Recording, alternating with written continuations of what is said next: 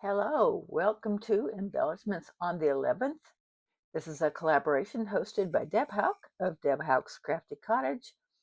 Several of us make videos to highlight embellishments that we make to put on cards or other projects. I will be listing everybody down in the description box, as well as putting a hashtag so you can go watch them. Today I made some Easter embellishments.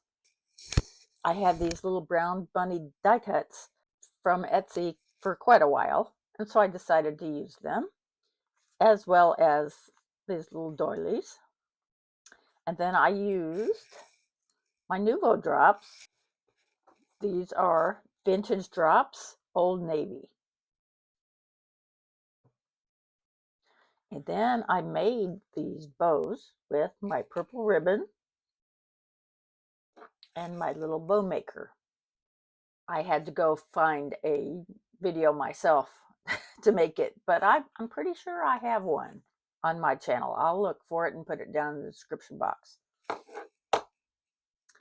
I will be making cards with these when I showcase my my latest Easter collection from Echo Park. I will be making cards with those. So stay tuned for that. And as I said, make sure to check out everybody else's embellishments. Thank you so much and have a great day. Bye-bye.